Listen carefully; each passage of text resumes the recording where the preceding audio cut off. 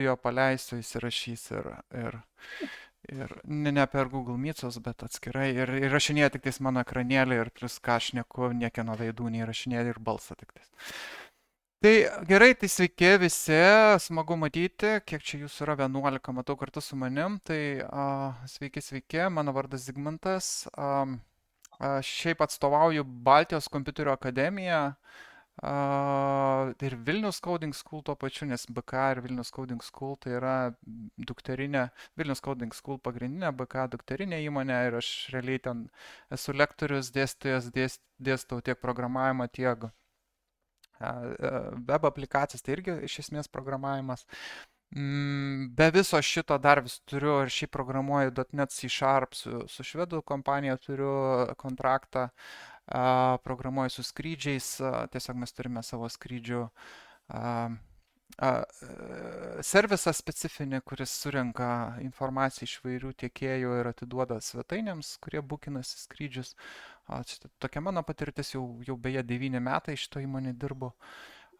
Dėstau irgi panašiai, 8 metai dėstau.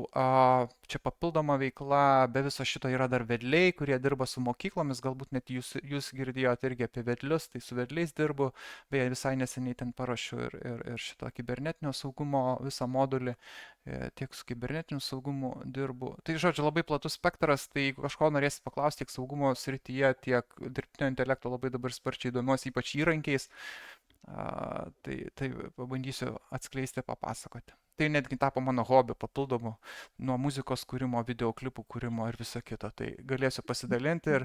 Zigmantai, bet dabar toks off topicas, tada žiūrėk, čia praeitą savaitę visi girdėjo temą, kai Tesone taip, žodžiu, pasiūlė mokyklom visiems nemokamas licenzijas. Žiūrėjot, buvot atsidaręs, ką manot?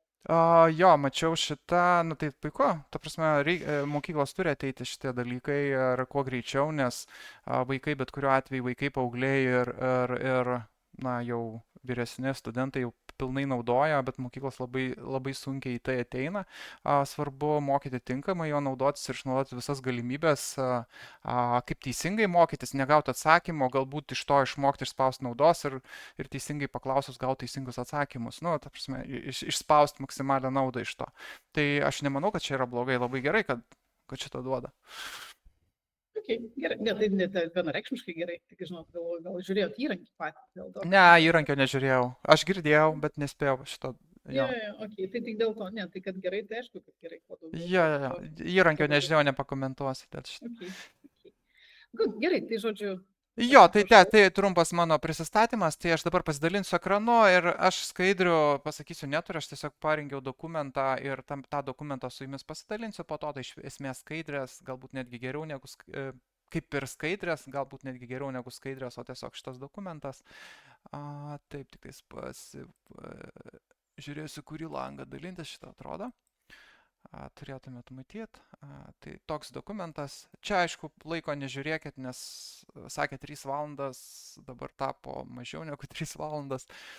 Tai pirmiausia, apie ką kalbėsiu, tai pirma dalis mano pristatymas ir trumpai parodysiu, kokių darbų šiaip savo laisvalaikiu esu padaręs ir kas puikiausiai tinka tiek mokymuisi, tiek mokytojai gali naudoti, tiek patys mokiniai gali kurti savo įrankius labai greitai ir sparčiai. Pavyzdžiui, norite išmokti apie trikampius daugiau, galite sukurti labai greitai įrankį, kuris analizuoja trikampių kampus ir tarpusavių pokyčius, kai keičiat, pavyzdžiui, trikampio kraštinių ilgius ir panašiai. Tai šituos parodysiu, toliau įvairūs geolokacijos žaidimai, kuriuos galite patys irgi lygiai labai greitai susikurti, parekomenduoti draugams vos ne, jeigu esat girdėję šitą žaidimą Pokémon Go, tai galite realiai susikurti primityvę versiją tiesiog per pusvalandį. Parodysiu irgi vieną esu padaręs. Tai labai primityviai, nėra grafikos kažkokios ypatingos, bet veikia, seka jūsų poziciją, visą šitą galima padaryti ir pritaikyti. Pavyzdžiui, pritaikyti puikiausiai galite, kaip pavyzdys, kūno kultūros mokytojas gali pritaikyti orientacinėse žaidimuose, sužymi taškus ir mokiniai turi telefoną ir bėga, tarkim, nuo taško iki taško, nereikia niekur palikti šiukšlių žymint tam tikras vietas, tiesiog nubėgi iki taško. iki kito taško, iki kito taško ir visą šitą trajektoriją yra išsaugoma, galima išsisaugoti visą trajektoriją, sekti ir paskui mokytojai paduoti, va štai prabėgau, mano laikas prabėgtas. Ir tai galima pačiam pasidaryti. Tas yra nuostabiausia, kad tai galima pačiam pasidaryti bet kam. Nesvarbu, jums 40 metų, 20 metų ar galbūt 15 metų. Beje, dirbtinio intelekto LLM, tai Large Language Model arba lietuviškai DKM, didieji kalbos modeliai kaip ChatGPT, Gemini, visi kiti ten jie sako, kad nuo 13 metų leidžia naudotis tik tais. Tai kalbėkime, kad tarkime 13-14 metų galite puikiausiai pasidaryti tokius įrankius. Tai mūsų pagrindinis, tai prieš rodant, tai aš trumpai parodysiu, ką galima pasidaryti. Tai pavyzdžiui, vieną visai neseniai pasižaidžiau, kadangi sūnus lanko irgi dabar 6 klasę, tai ten su trikampiais yra kampais, reikėjo paaiškinti, koks santykis tarp kampų, kraštinių ir taip toliau, kaip apskritai apie kampus įrodyti, ar trikampiai panašus, tai visada yra, pasiimi popieriaus lapą ir ten braižaisi, nesigauna. O kaip dabar pakeis, reikia naują trikampį braižyti, kam tą daryti, galvoju, padarysiu įrankį, kodėl nepadarius įrankį, kad būtų paprasčiau aiškinti visą tai. Tai to atsidarykime. Visas kodas, gal į visą atsidarysiu, gal gerai čia. Visas kodas yra realiai naudojamas kalbos, vadinamos UI kalbos, User Interface kalbos, vartotojo sąsajos kalbos, tai HTML kalba, CSS, JavaScript, daugiau nieko nėra čia.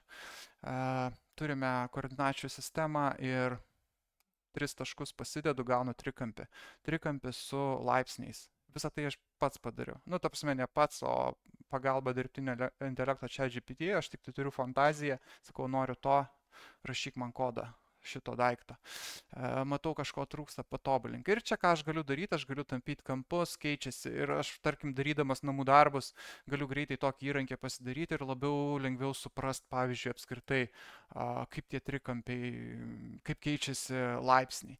Ko čia trūksta, galbūt galima pridėti papildomai, kad būtų taškų pavadinimą ABC, ar ne, galima kraštinių ilgius priprogramuoti. Vėlgi, pačiam visiškai nežinant programavimo kalbų, HTML, CSS, JavaScript, pačius principus, galbūt tik žinant, kad tokios kalbos yra ir kaip jos naudojamos ir kurti tokius ir panašius įrankius. Čia tik tais fantazijos reikalas.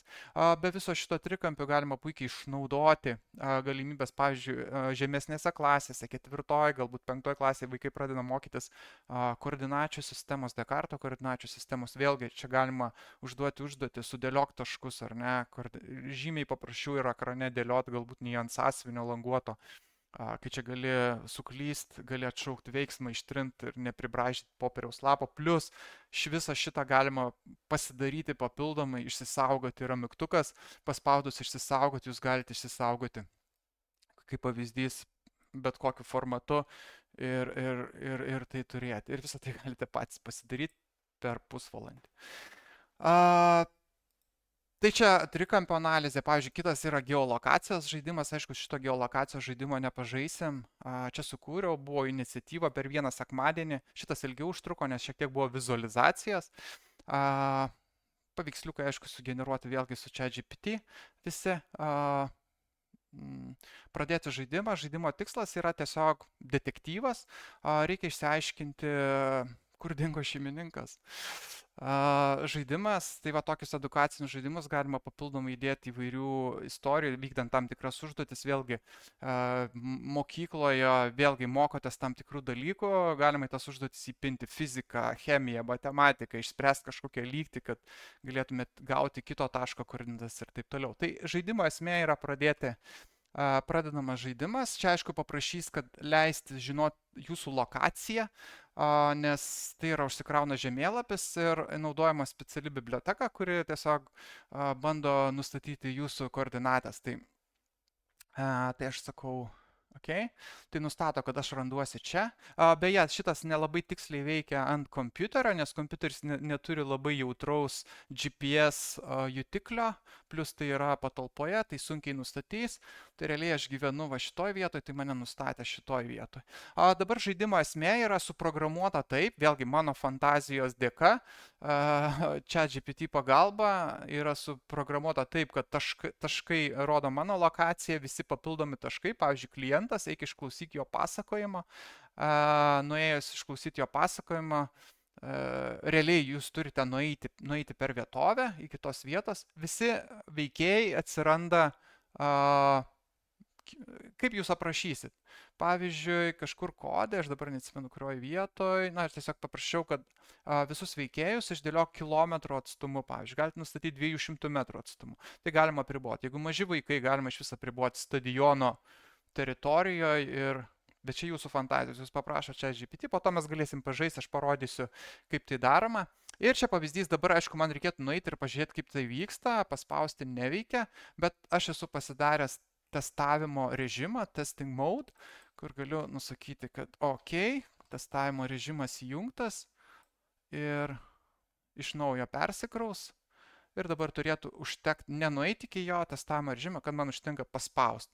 Ir paspaudus aktyvuojasi filmukas. Labas, tai va, norėčiau, kad padėtų. Kalbantis šuo, Dingo viskas mano čia sugeneruota šeimininkas. vėlgi yra su dirbtiniu intelektu. Vedžiojo mane ir dingo. Mus kartu matė katė. Reiktų jos klausti. Gal ji ką žino? Paklausčiau aš, bet aš nemėgstu kačių. Jos turi blogą kvapą. Ta miauksę turėtum rasti netoli. O kol kas iki. Tai va, tokia galima storytellingą, kaip aš čia girdėjau, sakėt, gamifikacija, ar kaip šitą savoką vadinasi, tai va, tokiu žaidiminiu principu galima generuoti. Ir realiai reikėtų nueiti iki šitos vietos, čia nėra padaryta, kad atsirastų kitas taškas, jo, čia bus tas pats, jo. Ai, va, atsirado kitas taškas. Kitas taškas jau katė, matot, visiškai kitoje vietoje, reiškia, aš turiu nueiti iki čia, tada turėčiau eiti iki kito taško, išklausyti kito ir taip aiškintis visą detektyvą, kur dingo šeimininkas šuns. Čia vėl būtų katė. Ir Mabuka, tas šuo bargetų mano. čia, aišku, labai primityviai, juokingai, nes, ribotas laike buvau ir tiesiog per sekmadienį prieš porą savaičių pagaminau visą šitą. Tiesiog atėjo įkvėpimas ir visą šitą. Beje, šitie vėl kiti įrankiai yra paveiksliukų generavimas naudojamas ChatGPT 4o modelis ir jeigu video generavimo, tai yra tokie įrankiai kaip Kling AI. Aš beje juos paminėjau savo šitame dokumente. Juos paminėjau, va čia, Kling AI yra įrankiai animacija arba Runway ML. Su video generavimu šiek tiek yra problema ta, kad jie yra mokami apskritai, jeigu video generuoti, šiek tiek duoda kreditų nemokamai, bet galima įvairių susirasti ir pasigeneruoti ir sukurti puikius storytelling užduotis. Šiaip iš vis man apskritai kitais metais kilo, nes dirbu ir Bit and Byte su vaikais, tai ketinam irgi užsiimti panašius turėti užsiėmimus būreliuose, kad kurti užduotis su storytellingu, įdomiai traukiančią istoriją, kur įtraukti istoriją, tarsi vykdytum kokį questą ir panašiai. Tai galima su vizualizacijom, bet taip toliau. Tai va būtų geolokacijos žaidimai, kai jūsų vietovė, plus matėte įtraukti yra ir vizualizacijos įvairios. Atliekų rūšiavimo žaidimas. Vėlgi, einat aplinkosaugos kažkokius tai dalykus. Čia vėlgi yra su vizualizacija, papildoma vėlgi storytellingas. Paprastas žaidimas, bet jį galima padaryti labai įtraukiančiai, sukuriant istoriją. Sako, spaus grojimo mygtuką ir išklausyk profesoriaus klimato instrukcijas prieš pradėdama. Tai vėlgi yra viskas padaryta su CodePen, apie kurį mes šnekam, plus naudojame ChatGPT vizualizacijai, šiuo atveju Runway ML animacijai, paveiksliukas generuotas su ChatGPT. Ir Sveiki, planeta pavojuje. Turite kuo greičiau surūšiuoti visas šiukšles, kad išgelbėtumėte planetą. Ir baigėsi įrašas ir čia reikia surūšiuoti rūšiavimo iššūkis.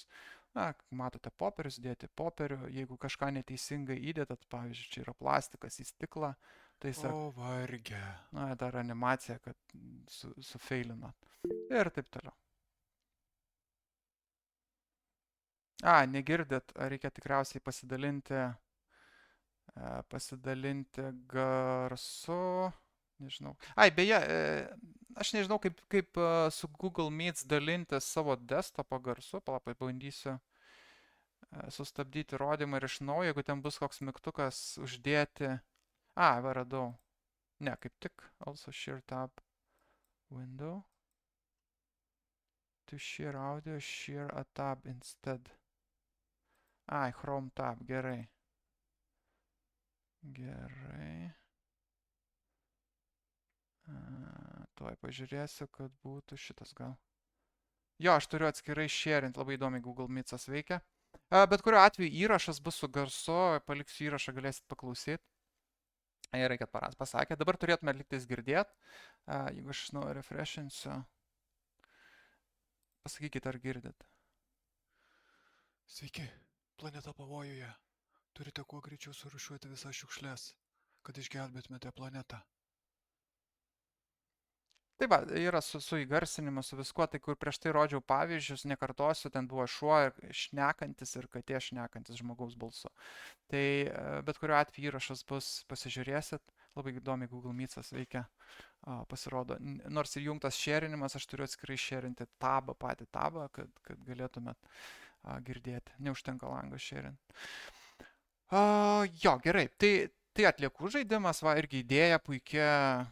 Čia vėlgi jūsų fantazijos, ką tik nori, kas tik šauna į galvą, praktiškai viską galima įgyventi. Kitas yra labiau nežaidybinis, o su duomenim, pavyzdžiui, reikia su duomenim, mokytojai gali pasidaryti, aišku, puikiai tinka ir Google Sheets arba Excel'o naudojimas, irgi puikiausiai tinka, bet, o kodėl nepasidarius savo kažkokio, čia vėlgi yra specialios bibliotekos naudojamas, JavaScript, pavyzdžiui, kelti failus, gal pirmą parodysiu failus. Failai yra du Jonas Petras, tarkim, su pažymiais, kas tuose failuose yra. Beje, tarkim, dalykas, matematika, lietuvių, čia mažai dėjau, pirmas pusmetis, antras pusmetis, balai tam tikri, ar ne, matom, čia 12 kažkodėl, pataisysim.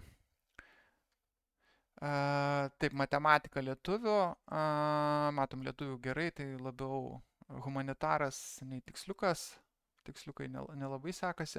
Tai vienas ir kito Petro, pažiūrėsim, ir geri duomenys, jo geri, 4.9, lietuvių 6.8, ne?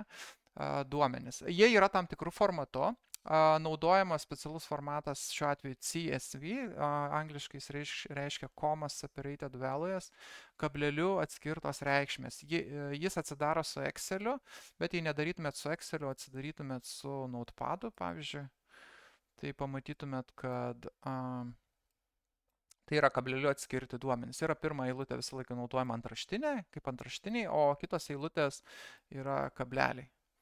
Tai, atsiprašau, kitos eilutės yra duomenys. Ir atitinkamai kiekvienas, šiuo atveju pirmas stulpelis atitinka apačioj pirmą reikšmę ir žemyn pirmą. Toliau pirmas pusmetis tai yra antras, trečias. Ir atitinkamai atitinka. Nežinau, mokyklai mokotės šitų dalykų ar dar ne, gal kažkas žinot, gal kažkas ne, bet tai yra programuotojų CSV, vienas iš formatų, su kuriuo dirba programuotojai. Tai jis paprastai atsidaro ir su Excel'u, CSV. Excel'o formatas yra XLS, šitas duomenų formatas CSV. Tai galima pasidaryti bet kokį Excel'o dokumentą, išsisaugoti CSV formatu ir, pavyzdžiui, panaudoti savo programai. Tai šiuo atveju užkelsiu tuos du failus, Jonas Petras. Ir čia aš galiu matyti jau grafiškai visą tai. Tai visiškai ne Excel'is, tiesiog jūsų sukurta programėlė, kurią galite net atsidaryti telefone, daug nesverianti, neapkraunant resursų ir panašiai. Kur galima netgi interaktyviai matyti užvedus, kad iš matematikos Jonas turi 8, čia antras pusmetis, čia pirmas pusmetis, toliau yra matematika Petras 9, atitinkamai užvesti ir suskaidyti. Čia tik tais vienas mažas pavyzdys, vėlgi jūsų fantazijos reikalas, kaip jūs norite atvaizduoti duomenis. Jūs tik pasakote, ChatGPT, aš noriu taip ir jums sugeneruoja atitinkamą kodą, kurį jūs įklijuojate čia. Tai netrukus aš jau tai parodysiu. Tai man atrodo, aš jau iš pavyzdžių padariau viską. Jeigu ateityje norėtume daugiau irgi pasižiūrėti, aš įdėjau nuorodas į savo grojaraščius, kur daugybę įvairių dirbtuvių padarau, kai man tik šauna į galvą, ateina įkvėpimas, sugalvoju, ką nors aš čia juos įkeliu, tai galėsit pasižiūrėti. Daugybė įvairių įrašų įvairiomis temomis, būtent su dirbtiniu intelektu, jeigu norėsit pasižiūrėti. Paskutinę dariau prieš 2 savaitės, pavyzdžiui. Tai aš įdėjau, galėsit pasižiūrėti, jei norėsit. Čia plus papildomai yra, jeigu norite muziką kurti su dirbtiniu intelektu ir vizualizacijas. Tai čia kitas grojaraštis irgi šitų. Toliau pagrindiniai įrankiai, kuriuos mes šiandien aš parodysiu, tai yra CodePenas, kurį ką tik rodžiau ir iš jo rodžiau visus pavyzdžius. CodePen, nuoroda čia. Iš karto atidarau ir apie jį apsitarėm. CodePen yra fainas dalykas tuo, kad jis leidžia nemokamai kurti projektus. Ta prasme, ribotus projektus nemokamai, jeigu norit daugiau, didesnės sistemas, tai jau yra mokamai. Bet, pavyzdžiui, prototipams kurti tai fantastiškas įrankis, kokį nedidelį įrankėlį pasigaminti, tai yra super. Aš jau čia galybę esu prigaminęs jau. Taip, tai tik tais aš gal atsidarysiu iš kitos. Jo, iš kitos atsinešiu čia. Peršerinsiu ekraną, nes tabas. Taip, window. Man atrodo šitas. Jo, šitas. Turėtumėt matyti dabar. Jo, aš matau, atrodo matot. Tai yra CodePenas. Kairiai pusėje funkcionalumai, ką galima kurti, realiai nemokamai galite naudoti pen, būtina registracija. Beje, be registracijos irgi galite kurti, tik tais tiek, kad jūs nieko neišsaugosit. Pasidarėt, išbandėt, uždarėt, pamiršot. Tai minusas tas, bet su registracija, registruojantis galite naudoti. Aš dabar registracijų nedarysiu, registracija standartinė kaip bet kokioj platformai, galite naudoti Google prisijungimą, galite naudoti tiesiog atskirą elektroninį paštą, lygiai taip pat veikia, man atrodo, gal ir Facebookas veikia, nežinau, nepamenu. Bet per Google paštą, jeigu turite, tai galite naudoti Google autentifikaciją. Tai pasirinkimas kairėje pusėje pen ir čia galite kažką daryti, kas tik šauna į galvą. Kodas, aišku, čia kosmosas, nes 3 dalykai, 3 kalbos, 3 kalbų simbiozė, kuri leidžia kurti stebuklus. Tai yra HTML kalba. HTML kalba yra tinklapių struktūros kalba, neprogramavimo tinklapių struktūros kalba, toliau yra CSS, yra stiliaus kalba, kuris stilizuoja puslapį, ir JavaScriptas, tai yra būtent interakcijų kalba, būtent jau programavimo kalba. Taip, aš kažkur tai buvau įsidėjęs vieną paveiksliuką labai gerą, tai vėl iš naujo labai nepatogu čia perdalinti, bet aš padarysiu. Va, šitas atgal grąžinu. Tai aš parodau,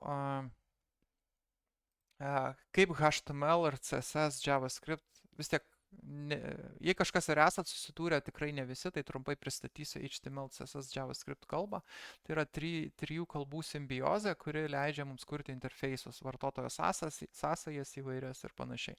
Tai kaip galima tai įsivaizduoti kaip realaus pasaulio pavyzdį, tai įsivaizduokite, jeigu yra namas, statote namą, pastatote pradžiai karkasą namo, rėmus, karkasą, gali būti tik sienos padarytus pamatai, sienos, stogas, galbūt kažkoks tai uždėtas, nepilnai baigtas. Tai mes visą šitą darbą galim pavadinti HTML kalba, tai yra tik sienos, daugiau nieko. Praktiškai negalite gyventi, nes nieko nėra, tiesiog sienos. Toliau yra CSS kalba, kuri atsakinga už visą grožį, dekoracijas, sienų dažymas, tapetai, visa kita. Tai yra spalvos, stilizavimas, galima net animaciją kurti. Tai neįeina apšvietimą. Tai yra spalvos pagrindinė, stilius.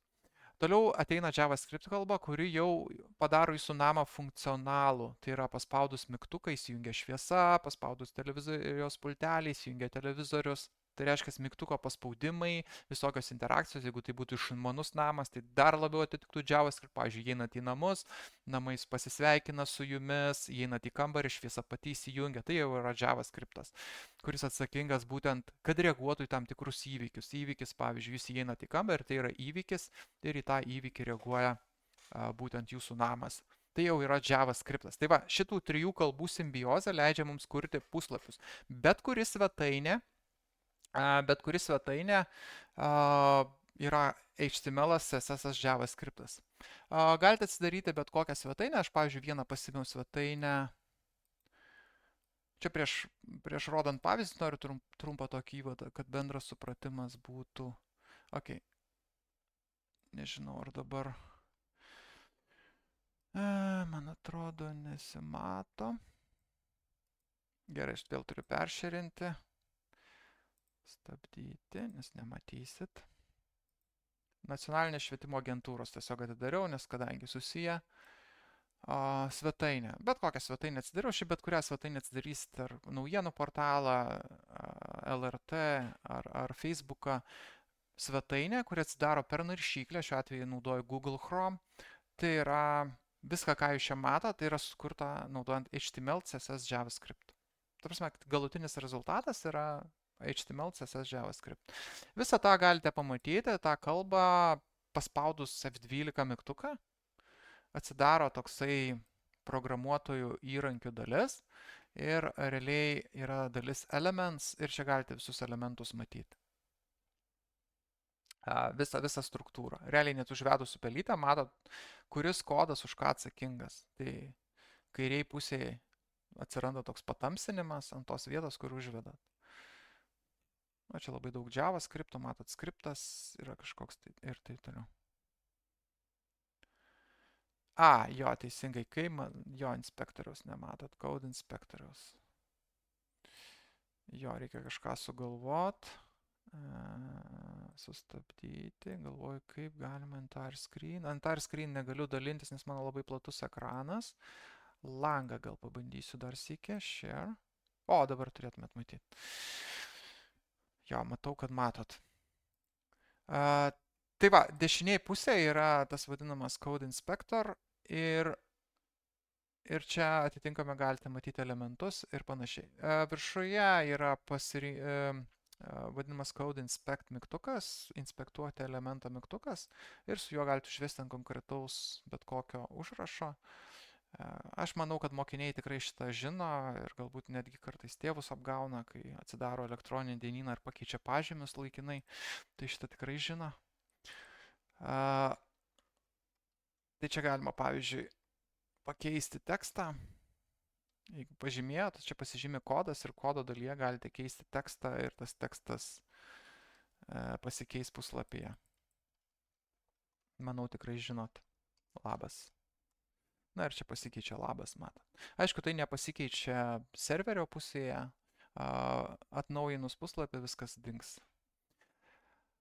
Taip, bet čia yra frontendas ir aš ką noriu pažymėti šitą rodydamas, kad tai yra frontendas. Frontendas yra saugus. Viską, ką sukuriat HTML, CSS, JavaScript praktiškai yra saugu, nes pati naršyklė apsaugo nuo bet kokio poveikio jūsų įrenginyje.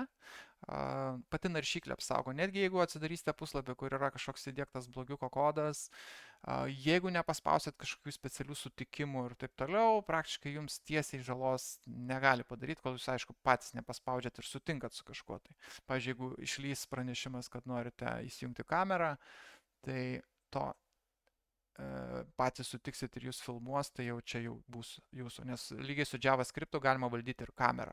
Pavyzdžiui, kamerą galima įsijungti per naršyklę. Tai va, trumpas supažindinimas su HTML, CSS ir JavaScript. Šitą uždariau. Dabar pereisim prie trumpo pavyzdėlio, kad galėtumėm toliau parodyti, ką galima kurti. Pačių kalbų supažindinimas. Taip, CodePenas. Tuo pasidalinsiu langą.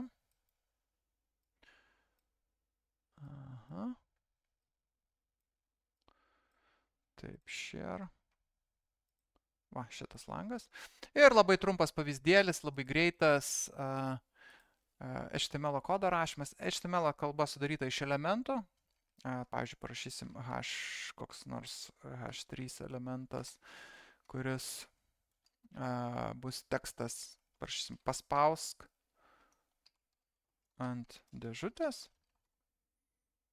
Iš karto čia, kuo gerai šitas CodePenas, iš karto aš matau rezultatą apačioj. Paspausk ant dėžutės, apačioj sugeneruosiu dėžutę, div elementas su klase dėžutė. Ji bus tuščia, bet ji turės kvies skriptą, on paspaudimo, kvies funkciją on click. On click. Paslėpti.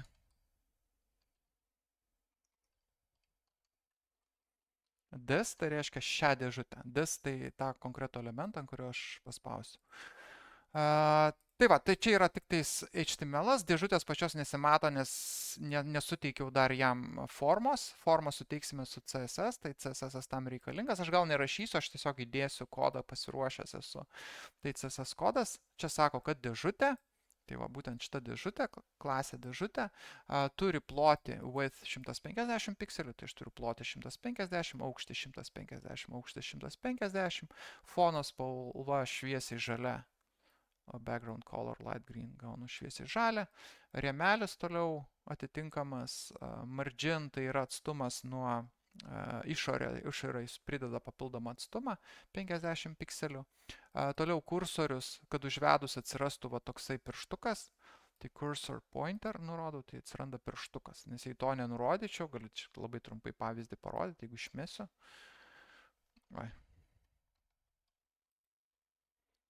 Iš karto reikia išsaugoti ir matot, nebėra šito pirštuko. Taip, grąžinu šį. Ir toliau yra transition, tai čia animacija, kuri sako, kad per 3 sekundės tas turės pranykti. Ir dabar beliko tik tais JavaScriptas dedasi čia.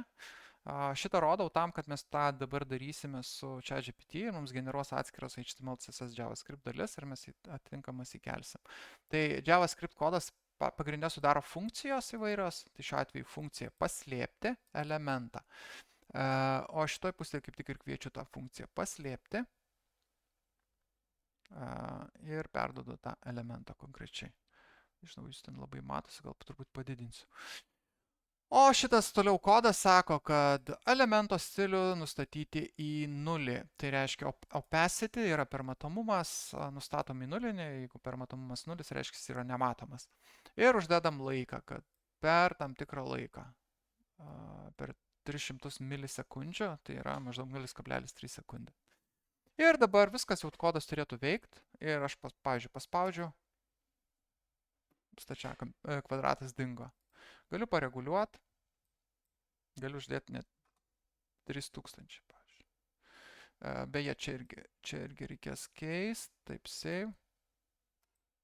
Šitas greitai dingsta dėl to, kad čia uždėtas 0,3 sekundės, o čia 3000 reiškia, kad visiškai jį, tarpsme, jis kai dingsta, o opacity dingsta, tai reiškia, jis dar egzistuoja čia, bet jis yra nematomas. O šita dalis padaro, kad jis iš vis dingtų. Nu, tarpsme, jį išima iš elementų sąrašą, tai jeigu aš norėčiau padaryti 3 sekundės, per 3 sekundės, kad dingstų, tai čia turėčiau uždėti 3 sekundės. Tai save ir refresh. Ir dabar lėtai dingsta per 3 sekundės. Nu, va, čia labai paprastas pavyzdys, bet, na, nuo to viskas prasideda. Gerai, mes grįžtame tada į persidalinsiu ekraną. Ant šito tikriausiai ir darysiu, bet man reikia parodyti toliau šitą dokumentą. Kaip? Tai mes kaip ir CodePen aptarėm. Toliau kitas svarbus dalykas, kaip įrankis bus reikalingas, galima naudoti, aš tik jį supažinsiu, yra toks dalykas kaip GitHub'as.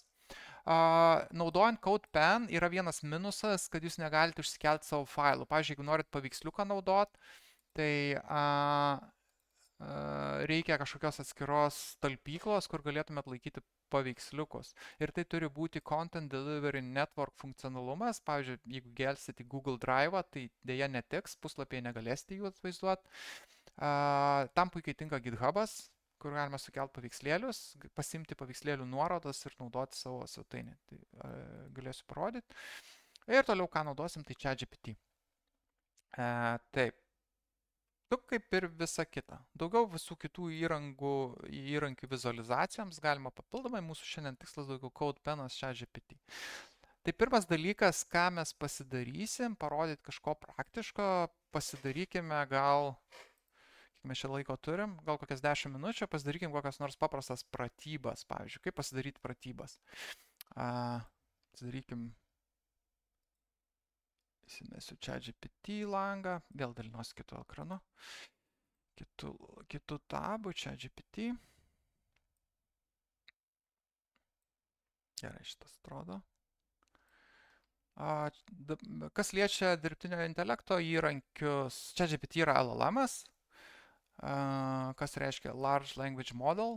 Jis yra kalbos modelis, jis puikus yra chat pokalbių botas, kartais gali turėti ne visai tikslius duomenis, ypač jeigu klausite kokių datų arba papasakoti kažkokį įvykį, jis tikrai gali ir neteisingai pasakyti, bet nereikėtų jo tam naudoti. Jis apskritai yra puikus, pavyzdžiui, programavimo prasme jis yra puikus pagalbininkas, jis padeda labai greitai parašyti tam tikras kodo dalis ir visiškai žinant tik tais bendrus programavimo principus, galima labai daug gerų dalykų nuveikti su juo.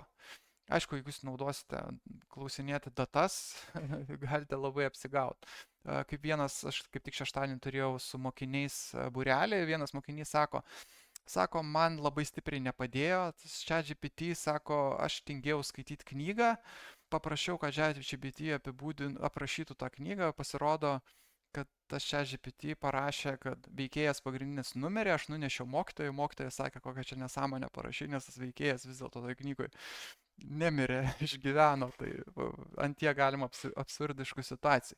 Plus dar priklausomai nuo to, kokią jūs modelį naudojat, irgi labai stipriai gali turėti. Pavyzdžiui, aš taip naudoju Plus mokamą versiją, tai yra šiek tiek pažangesnis.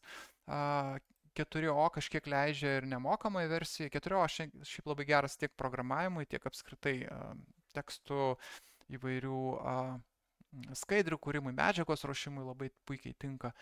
Tai kas naudoja nemokamai, jis nebūna tikslus. Aš kartais su kolegomis, kurie naudoja nemokamas, jie duoda užklausą ir tą pačią duodi čia. Tai labai ryškus skirtumas. Ir aš vieną kartą vieną dieną nemokėjau, nes pasibaigė prenumerata, tai išgyvenau tik vieną dieną, nes netenkino lūkesčių tiesiog. Jūs beje galite mane bet kada nutraukti ir klausti kažko. Tai mes norėsime pasidaryti įrankį,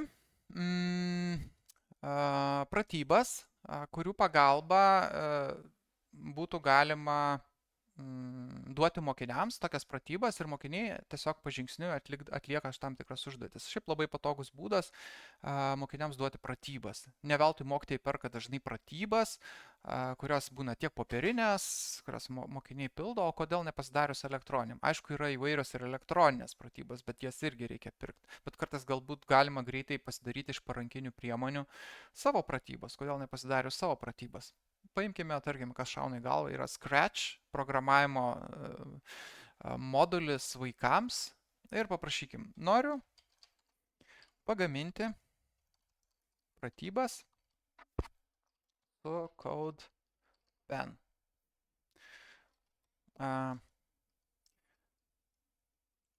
Vaikai turi atlikti užduotį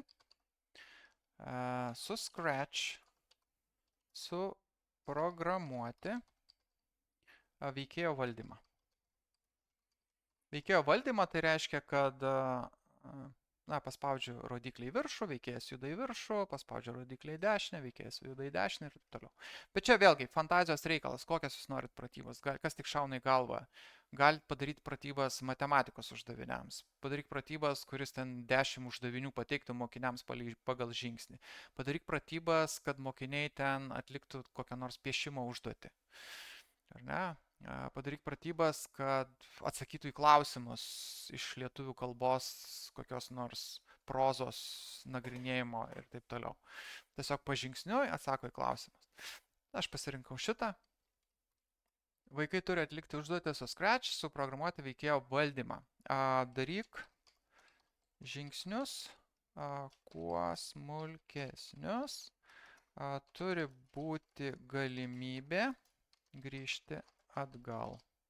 Ta prasme, kad būtų kitas žingsnis arba grįžti atgal. Čia labai abstrakčiai aprašiau, tegul duoda mums pradinį variantą ir visada po to galime tikslinti. Parašiau su CodePen, kaip ir aišku, vaikai turi atlikti užduotį su Scratch.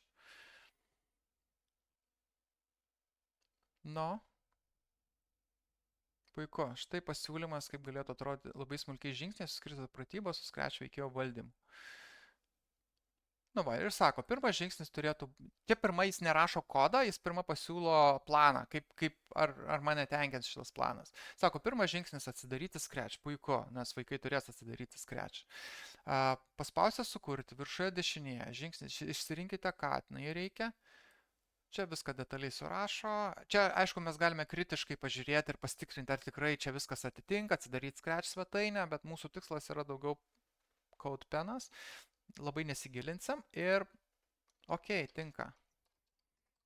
Padaryk HTML, CSS, JavaScript kodą tokioms pratyboms. Tada.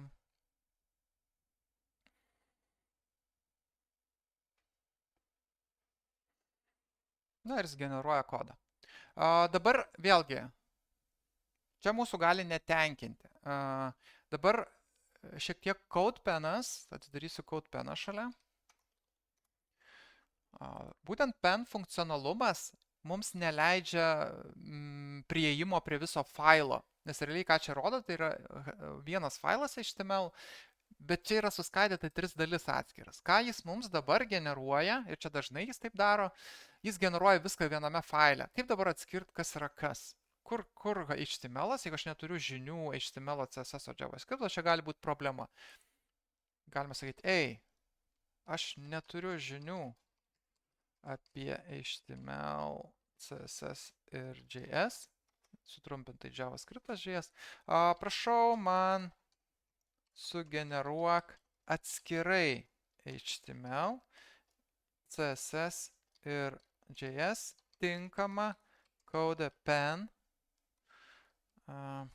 įkelimui, nes naudoju pen funkcionalumą.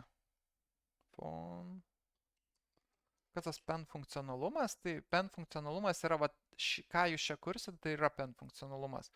Nes kai jūs čia renkatas, yra pen. Ne project. Project neleidžia, nes project yra mokamas. Būtent pen yra nemokamas ir jis yra toks minimalus. Jūs galite HTML gabaliuką, CSS ar JavaScript gabaliuką. Kad jis mums to negeneruotų, mes galim paprašyti, patikslink. Sako, žinoma, pažiūrėkime, dabar gerai, žiūrėkit, man sugeneruos tik HTML-as, kur aš jau galėsiu tiesiai, matot, aiškiai parašo HTML-as, dabar man tai lieka tik tai sumapinti viską, susijęti. Nukopijuoju, einu į čia, įklijuoju. Turiu HTML. Man iš karto jau čia turėtų atsirasti. Čia be stiliaus. Tada CSS-as. Kiek kodo prirašė. Nusikopijuoju. Matot, man žinių nereikia. Man svarbiausia šiek tiek bendri principai ir aš jau programuoju. Žiūrėkit, jau visai gražu padarė kažkokias tai pratybas, ar ne? Pažingsninės. Ir toliau JavaScripto dalis, pažiūrėjom, ar visą sugeneravo, čia labai daug nėra, copy. Viskas, įdėjau JavaScriptą, išsaugoti, nepamirškim, čia galim pasivadinti savo pavadinimu pratybos. Scratch galime pridėti. Ir išsaugoti. Viskas, turiu pratybas. Kitas. Ir einu žingsnius ir deduosi. Atlieku žingsnius. Galima netgi padaryti tokių dalykų, kaip pavyzdžiui, kad vaikas nenušokinėtų greitai kitas. Pavyzdžiui, žinot, kad vienam žingsniui atlikti, vis tiek reikės mažiausiai 30 sekundžių. Valio. Aš noriu, kad mygtukas kitas aktyvuotųsi tik po 30 sekundžių. Nes aš pastebėjau, aš dirbant su vaikais, bit and byte, pastebėjau, kad vaikai kartais būna next, kažką praleidžia, prašoka. Tai sugalvojau, kad galbūt galima uždėti tokį, kad neskubėtų. Tarpsme, jis įskaitytų, pavyzdžiui, žingsnio užduotį. Na ir puiku. Sako, atnaujintas JavaScript kodas. Viso kito nereikia keisti, tik JavaScriptas keičiasi. Jis man visą pergeneruoja. Copy. Pažiūrim, ar viskas veiks, išsaugau. Va, pilkas. Realiai aš turėčiau, pažiūrėkim, galim pralaukti 30 sekundžių, kol laukiam, galim realiai pasižiūrėti, kur tas kodas galėtų būti, greičiausiai va šita vieta yra. Nes čia komentarai dėjo, po 30 sekundžių jungiamas mygtukas. Čia jūs galite patys reguliuotis, net neklausant ChatGPT, jeigu šiek tiek žinot kalbą, tai čia yra 30 000 milisekundžių, tai yra 30 sekundžių. Gal per daug uždėjau, reikėjo trumpesnį, uždėkim gal 5 sekundės, kad galėtume ištestuoti, čia beje ir aktyvavosi. Tai va, dabar 5 sekundės ir, pavyzdžiui, mokinys, kol skaito, jis neaktyvus, ir po kažkiek laiko aktyvuojas. Kitą atidarius vėl jis yra neaktyvus, perskaito, kol atlieka tą žingsnį, jis yra neaktyvus, kad netyčia nenušokinėtų per puslapius. Va taip galima tobulinti šitas pratybas. Prie viso šito, pavyzdžiui, aš galbūt norėsiu įdėti paveiksliuką, kad būtų mūsų dar kokias 4 minutės padarom ir už 4 minučių pertrauką padarysim, jeigu visiems tinka. Tada aš tas pratybas būsiu pabaigęs, tuo pačiu supažinsiu su GitHub. Labai trumpai. Tai pavyzdžiui, aš noriu, kad kažkuriam žingsnyje, aš norėčiau, kad parodyti vaizdžiai su iliustracija. Aš norėčiau, kad žingsniai būtų su iliustracijomis. Įdėk HTML kodą iliustracijai. Aš pats įsidėsiu nuorodą, arba jūs galite paprašyti, kad paaiškintų tiksliai, kur dėti ir taip toliau.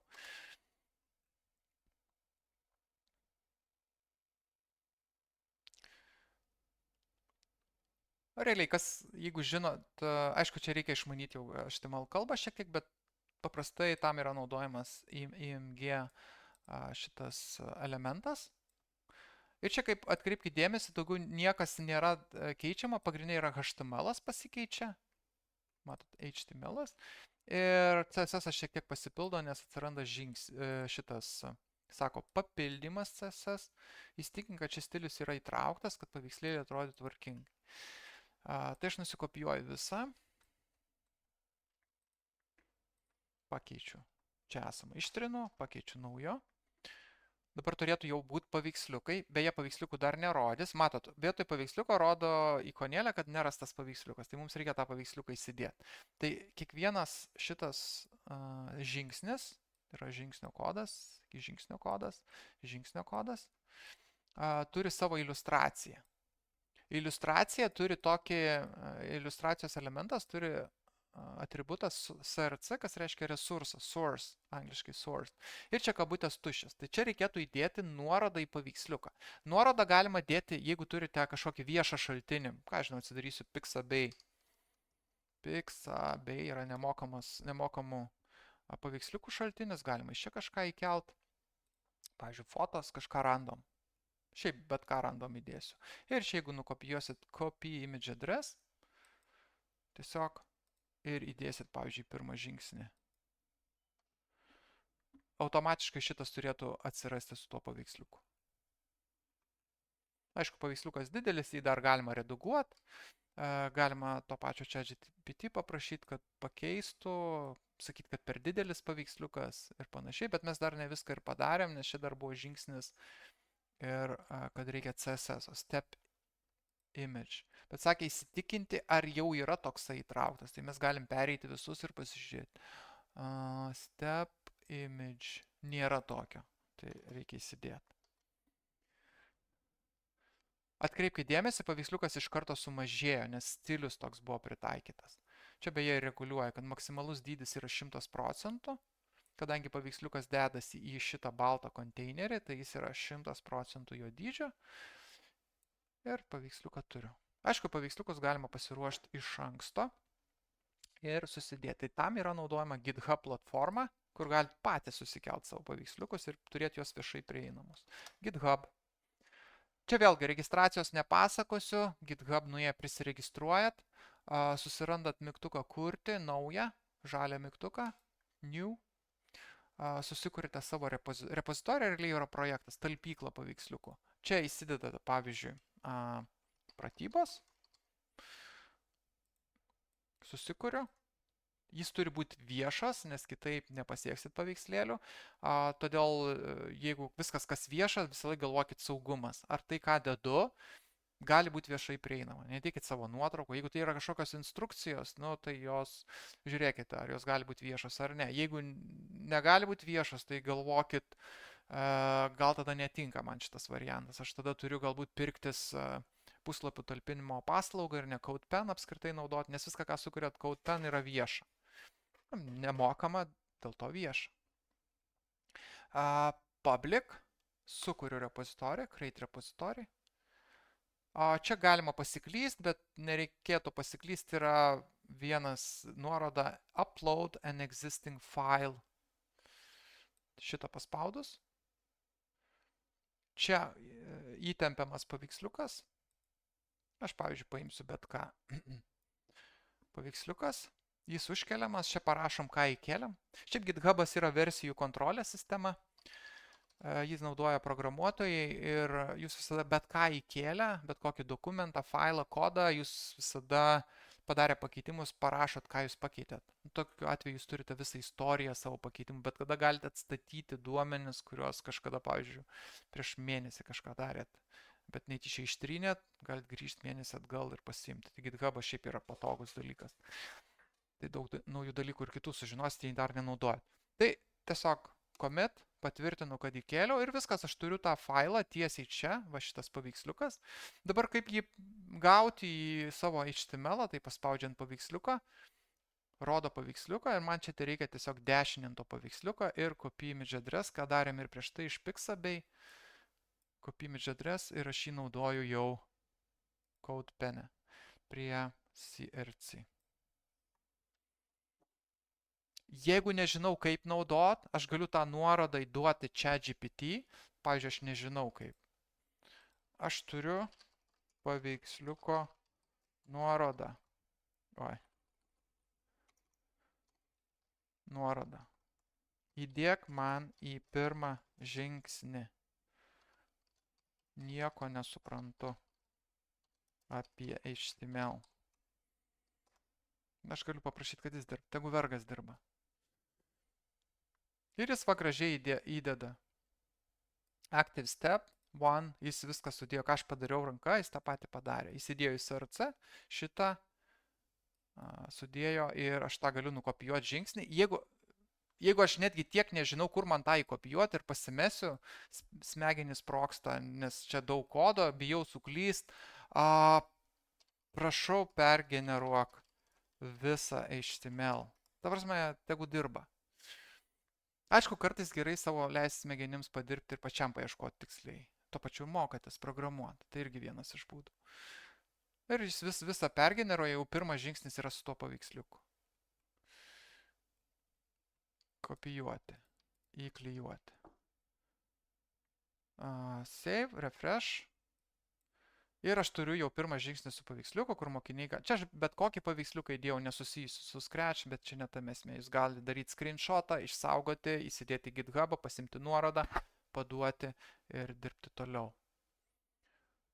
Tai nežinau, pasidarykim pertrauką ir 5 kokias, nežinau kiek minučių reikia, 7, gal 7 pasidarom, dabar yra 15:08. Po 16:05 grįžtam ir tada mes pakalbėsime apie geolokaciją ir šiek tiek su geometrija irgi pageneruosim, na, kaip aš užklausas užduodu ir kaip pasidarau tokius įrankius, kaip su trikampiais, kur rodžiau ir taip toliau. Good, tai darom 5 po, ar ne? Jo, 5 po, kaip kariuomeniai sakytų, turite 10 minučių. Gal 10 po, čia 5 toks būna, daug pasidarykim, gal 10 minučių. Jo, gerai, pasidarom 10, kaip kariuomenė 10. sako, 10 minučių pertrauka, liko 5. Nu, žodžiu, jo, tai 10. 10 po, gerai, 10 po grįžta. Gerai, jo.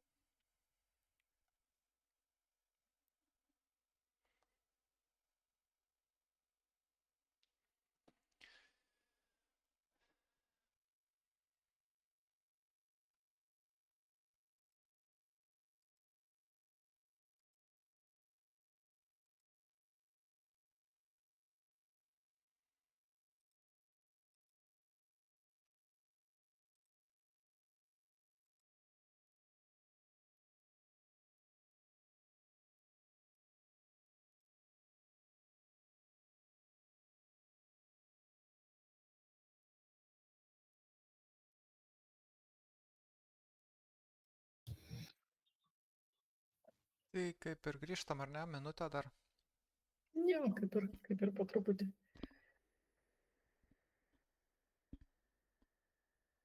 Čia tokie, kai mokytojai visi anksčiau prisijungia. Minutėlę. Prieš skambutį. Mhm. Nu, žodžiu, kas nors uždėkit kokį ženkliuką, kad jau esat. Jo, kad tikrai esame. Aišku, fainiausia, kai veidus matai, nes kai veidų nematai, atrodo pats savo šneki. Nu, čia, žinot, reikia pratintis prie šito viso, kažkaip mes jau nieko Ne, tai viskas ok, aš tiesiog... nebekybinam jau. Ne, kaip pavargę, viskas gerai. Keli uždėjo, reiškia, kiti planuoja to uždėti, tai galima, man atrodo, pradėti. Gerai, tai tęsim toliau. Kokius dar padarysime? Tai 2 dalykus padarysim. Vieną padarysim su trikampiais, maždaug kokį rodžiau pavyzdį, judant nuo ko pradėti, tada žiūrėsim pagal laiką. Geolokaciją būtinai parodysiu, nes labai fainas dalykas, kai gali pats žemėlapį susiprogramuoti ir matyti savo tašką žemėlapyje, tai tą būtinai pasidarysim ir paskui jau žiūrėsim pagal laiką, nes aš kaip suprantu, mes turim baigti prieš 17 val. Truputį nutrumpintas laikas. Tai žiūrėsim pagal laiką, tarsi aš galiu šnekėti visą dieną, bet laikas ribotas. Aišku, ir klausytojai gali pavargti. Tai judame toliau. Dalinuosi vėl ekranu. Taip, šitas langas. Gal langą pasibandysiu. Šitas. Visą langą. Garso nereiks dalintis, bus paprasčiau. Tai einame į ChatGPT. Atgal. Čia, aišku, galite nebūtinai ChatGPT, yra Gemini, yra Cloud'e. Jeigu nemokami, tai kuo daugiau išnaudot galimybę, tai per visus eiti ir bandyti su visais, bandyti sulipdyti kažką. Tai visada tą galima padaryti. Tada mūsų tikslas dabar pabandysim su trikampiais pažaisti. Nebūtinai trikampiai, gali būti ir keturkampiai, gali bet kokias figūras nagrinėti. Bet pabandykim su trikampiais, ką aš jau dariau. Tai kitas įrankis. Aš tą patį chatą naudoju. Kitas įrankis, dalinuosi, atrodo, jo dalinuosi. Kitas įrankis, norėčiau sukurti įrankį geometrijai su trikampiais. Turėtų būti koordinačių sistema. Noriu koordinačių sistemas. Ko dar noriu? Noriu turėti galimybę padėti 3 taškus, nes kaip veiks, kaip tie trikampiai atsiras, padėti 3 taškus ir tik tada nupiešiamas trikampis. Ir tik tada nupiešiamas trikampis. Jo, tai toks mano pirmas promptas, angliškai promptas, užklausa. Pradžiai pradėkim nuo to, galim iškart visko bandyti surašyti, ko mes tiksliai norim. Pavyzdžiui, mes norėsim, kad rodytų kampus, kiek kampas turi laipsnių ir taip toliau. Bet pradžiai galbūt pasidarykim tiek ir pažiūrėsim, ką jis mums pasiūlys. Dar neparašiau su kokiu įrankiu, bet galbūt iš konteksto, ką mes su prieš tai generavom, padarys mums. Jis suprato, kad HTML, CSS, JavaScript. Labai nedaug kodo. JavaScript. Šiaip tokius įrankius kuriant, kur interaktyvus įrankiai, kaip trikampių braižymas, Daugiausiai yra JavaScript kodo, nes tai funkcionalumas, dažniausiai dinamiškai yra braižomi. HTML struktūro kalbos yra tik vienas Canva, tas Canva tai yra drobės elementas, į kurį viskas ten ir daroma piešima, interaktyvumas. Beje, su Canva galima ir žaidimus kurti tokius internetinius ir panašiai. Taip, tai gerai, pasiimu HTML kodą, žiūrim, ką čia mums pasiūlė. Su dirbtinio intelektu ir dažnai toks kaip lošimo, įtraukiantis kaip lošimo žaidimas. Priklausomybė kaip ir nulošimo, nežinai, ką kiekvieną kartą sugeneruos, kokį artefaktą sugeneruos. Ar pasiseks ar nepasiseks, ypač generuojant muziką ir video. Tai kartais netaip užkabina, nenustoja generuoti. Taip, tai CSS. Man jau paruošė aplinką. Ir toliau JavaScriptas. Realiai nėra jokios dar koordinačių sistemos, nes HTML už tai neatsakingas, jis tik tai nupiešia struktūrą.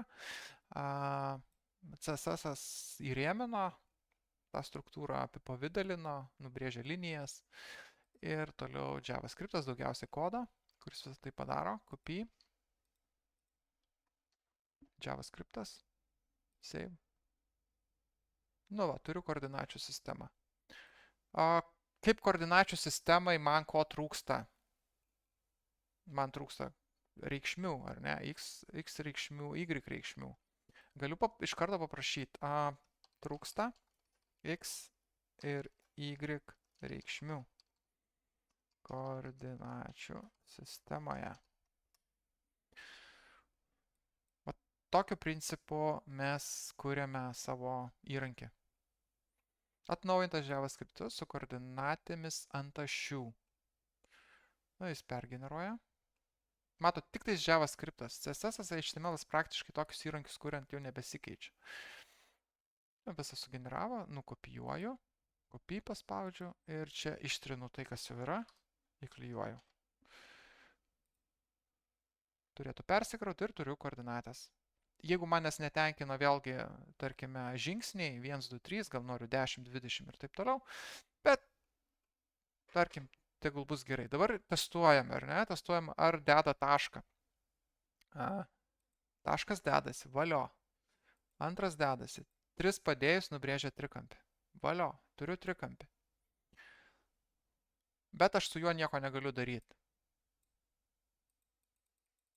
Nieko negaliu daryti. Nu, yra trikampis ir viskas. Bet jau mūsų pirminį išpildė. Ok, tęsiam toliau. Jau mes kaip mums ir tenkina. Norėčiau turėti galimybę su pelyte tempti už taškų ir keisti trikampio formą. Mes einam kavos pasidaryti, o čia GPT dirba, programuoja. Visą kodą man atnaujina labai gerai. Kartais būna, kad šitas vergas neatnaujina visą kodą. Jis pasako, pakeisk ten to eilutę į tą reikšmę ir bus gerai. Kartais pavargsta ir nebenori. Tada galima prašyti, kad pergeneruok vis tiek visą. Copy.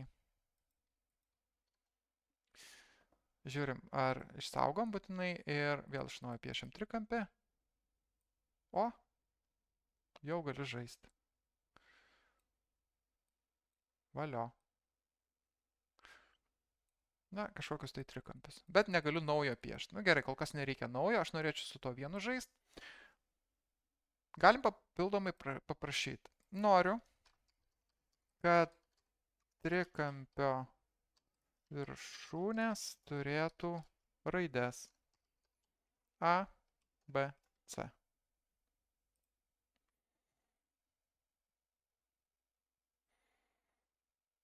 Jis vėl visą pergeneruoja.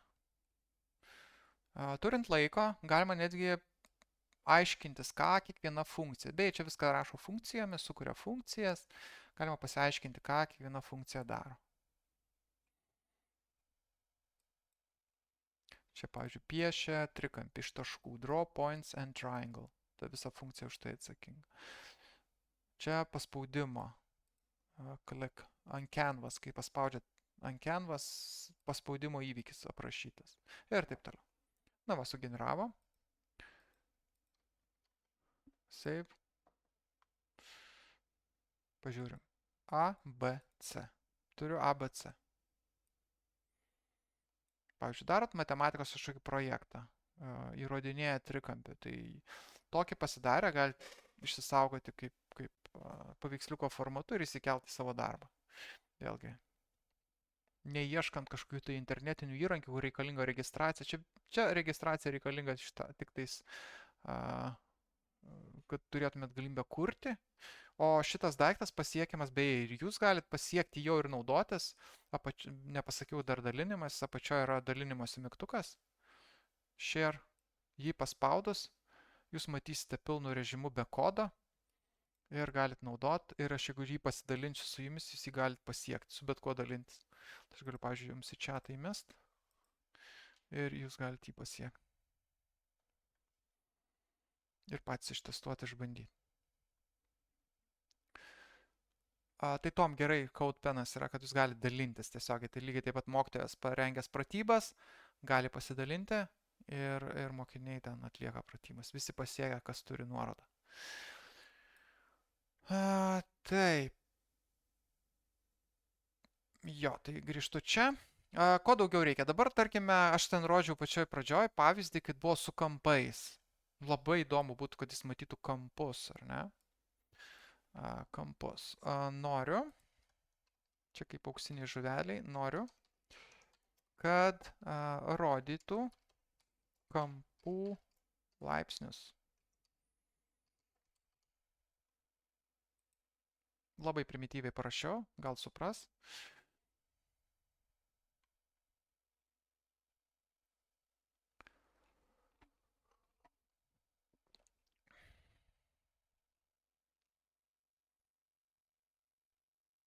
O, čia, manau, matot, pi naudojama, pi konstanta naudojama. Kuom šitas yra faina, galima, jūs pasigaminti galite įrankį praktiškai programavimo kalbų tik labai minimalias žinias, apskritai žinodami, kad HTML, CSS, JavaScript galite user interface'ą tokį kurti, vartotojo sąsają, plus jums netgi matematikos daug žinių nereikia, kad galėtumėt sukurti tokį įrankį skirtą matematikai. Svarbiausia žinot, ko norit. Ir po to jau, kai susikuriat įrankį, aiškinatės, kaip ten tie trikampiai veikia. Kaip veikia keičiant vienos ar kitos kraštinės ilgį, kaip keičiasi kampai ir panašiai. Tai vėl įklijuoju. Klijuoju, išsaugau. Na ir vėl iš naujo. Pam, pam, pam. O, rodo kampus. Ir žiūrėkit, kai keičiu, kampai keičiasi.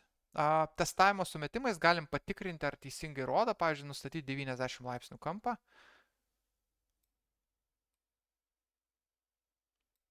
Nesąmonė, 53 rašo. Nors čia turėtų būti 90. Čia rašo priešingai, kažką negerai daro. Nes čia rašo 90, čia rašo 90, visiška nesąmonė. Kažką jis negerai daro. Ok. Svarbiausia, mes patikrinom, ištestuom. Aš galiu padaryti ekrano nuotrauką ir pasakyti, kad neteisingai skaičiuoja kampus.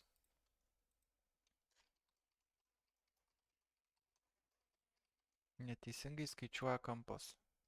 Kažką padarei negerai. Pabarkim.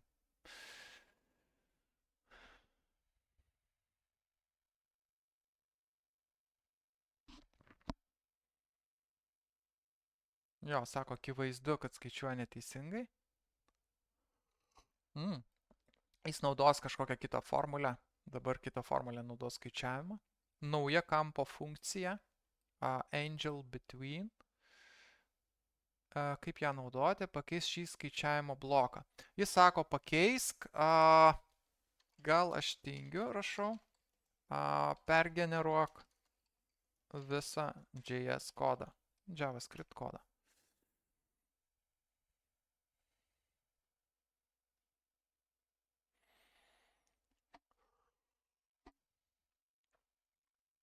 Nu va. Galim, kol generuoja, pasinagrinėti, kas čia bus pakeista. Naudoja kitą skaičiavimo formulę. Prieš tai matyt kažkas buvo negerai. Pažiūrėsim, ar dabar gerai skaičiuos. Kuriant tokius įrankius yra svarbu pasidarot funkcionalumą, jį ištestuojat. Jeigu įrankis turi ne vieną funkcionalumą, svarbu pridėjus naują funkcionalumą, ištestuoti visus prieš tai buvusius funkcionalumus. Nes atsitinka kartais taip, kad šiek tiek būna nuklysta į lankas ir ką darėt prieš tai nebeveikia. Aš su vaikais turėjau irgi tokias dirbtuves, kai jie kūrė piešimo programą. Sakau, kieno bus geriausias įrankis, to įrankį naudosim. Ten mažesni vaikai naudos kaip piešimo atviruką mamos dienai. Kaip įrankį atvirukui piešti. Tai prideda daug įrankių. Paskutinis funkcionalumas veikia, pavyzdžiui, nudažyti ten gėlės žiedą. Bet neveikia visi prieš tai. Nebeveikia jau. Tai kiekvieną testuoti ir čia kuo sudėtingesnį įrankį daro, tuo sudėtingiau, tuo daugiau žinių reikia. Tai čia vienas iš tokių niuansų yra. Įdedu. Ir dabar pažiūrim. Pažiūrim, ar bus 90 laipsnių ar nebus. O, didėja, panašu 90 ir panašu, kad mes jau turime lygią šonį. Turėtų būti kem 5. Tiksliai nenubraižysiu. Reikia dėti ant maždaug 3 langeliai. Kem 5. Lygia kraštis. Ne, lygia šonis. Kai du šonai lygus, ne visi kraštai. Trikampis. Dar vis tiek ne 91 laipsnis. Plius čia dar yra apvalinimo klaidos, tai jeigu aš visus tos kampus sudėsiu, tai realiai bus daugiau negu 180 laipsnių, turėtų būti 180 laipsnių visų kampų suma. Aš tą tiek turiu žinoti. Tai pavyzdžiui, šitokį dalyką pastebėjęs, čia bus apvalinimo klaida tiesiog. Aš galiu pasakyti, jeigu noriu labai tiksliai ir gerą mokytojų įrankį padaryti, aš jau turėčiau vengti tokių mažyčių klaidų ir pasidaryti ekrano nuotrauką ir pasakyti pastabą. Žiūrėk. Kampų suma yra 181 laipsnis. Kas negerai. Bet aš jau įtariu, kad tai yra apvalinimo klaidos. Kodėl aš tai sakau? Svarbu testuoti ir dirbtinį intelektą reikia išnaudoti kaip vergą, bet būti kritiškam ir žiūrėti, nes jis yra tarsi toks protingas, daug žinių turintis, išsiblaškęs profesorius. Reikia mokėti tinkamai paklausti ir iš naujo paprašyti, kad padarytų tam tikrus dalykus. Nori, kad kampai būtų tiksliai apskaičiuoti taip, kad jų suma būtų lygi. Gal yra apvalinimo netikslumo. Būtų gerai, kad rodytų teisingai. Ką žmonės apie mane pagalvos. Reikia su humoru kurti.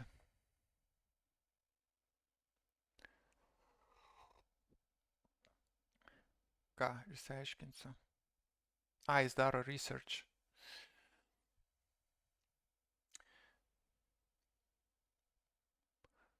Šiaip jis kartais pradeda analizę atlikti, tai šitas gali užtrukti kartais. Tai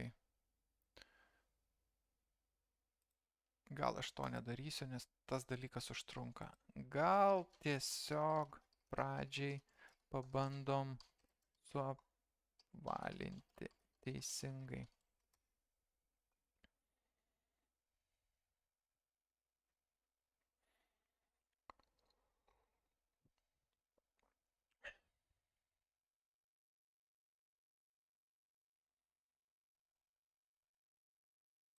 Ir paprašom iš karto, kad pergeneruotų visą, nes jis vėl man siūlo atskiras funkcijas. Pergeneruok. Jo, čia dar klausia papildomai, ar nori pridėti visų 3 kampų sudėtinę sumą apačioje, kaip papildomą eilutę. Nereikia mums. Tiesiog pergeneruok. Gerai, mes turime laiko 4:30, tai dar parodysiu vieną įrankį. Tai mes jau kaip ir su kampais parodėm, bet esminis pats procesas, kaip matot, Čia nėra labai daug ką rodyti, tiesiog bendraujat ir tikslinat savo produktą. CodePen naudojant, galite tokius primityvius įrankius kurti. Sudėtingų nelabai sukursit, nes, sakau, esate apriboti vieno HTML dalies, CSS ar JavaScript. Visą tą patį, ką čia sugeneruojat, galite kurti savo puslapį, išsipirkti puslapio talpinimo paslaugą ir tą patį HTML, CSS ar JavaScript kurti jau atskirame puslapyje ir visą sistemą, pavyzdžiui, sukurti mokytojams naudingų įrankių puslapį, kur mokytojas atsidarys ir ras matematika, ten įvairūs įrankiai, trikampiai, rombai, visa kita, visokios matematinės formulės, kurias su užduotim ir visa kita. Galima tokį sukurti. Ką žinau, čia gali būti hackatono kaip galutinis produktas vienas iš. CodePenas yra daugiau prototipizavimai arba mažo įrankėlio pasigaminimai. Copy, kurį galit, pavyzdžiui, per pristatymą netgi ir parodyti. Va, mes prototipą sukūrėm ir jis veikia. Taip, JavaScriptas, save. Jeigu nebus tiksliai, kažkas nebus tiksliai, man atrodo, o gal ir bus. Nėra labai, gal ir gerai, čia truputį nėra pakreiptas ir čia pakreiptas. Gal ir gerai, maždaug. Su kableliu rodo, dabar rodo su kableliu, tai gal tiksliau. 9 ir 8 bus 17 plus 3, tai išsilygina. Taip, 17, 2, čia 90 gausis, 35 ir 55. Jo, dabar 180 laipsnių bent jau gaunasi. Tai va, čia dar reikia pastumdyti tiksliai. Plius, ką galėtumėt patobulinti, aš jau nedarysiu, bet jūs galite toliau tobulinti. Pavyzdžiui, labai netiksliai trikampį nupiešia. Tikrai esat naudoję įvairių įrankių, grafikos apdorojimo arba bet kokių kitų, kur galima, yra toks funkcionalumas, kur kai stumėte, pavyzdžiui, kažkokį tai objektą, jis prisiklijuoja, prilimpa prie tam tikrų vietų. Tai yra toks snap to grid funkcionalumas, Photoshopas turi, Gimpas turi, 3D modeliavimo, visokios įvairios programos turi tą dalyką. Tai galima irgi tokį paprašyti, kad padarytų. Pavyzdžiui, pastumėt ir jis visą laiką priartėjus prie susikirtimo linijų, šių langelių susikirtimo, jis, pavyzdžiui, likus ten 10 pikselių iki jo, jis priliptų čia. Tada leistų lygesnius trikampius piešti. Galima tokį paprašyti ir sugeneruosiams. Realiai JavaScriptas keičiasi. Ir taip toliau. Tai va, čia toks primityvus pavyzdys, kurį rodžiau, yra nuoroda, kiek aš buvau padaręs prieš tai. Gal čia palikim ir pereikim prie kito žingsnio. Gal iš klausimo kokiu nors, labai tylu. Gal nieko nebėra jau.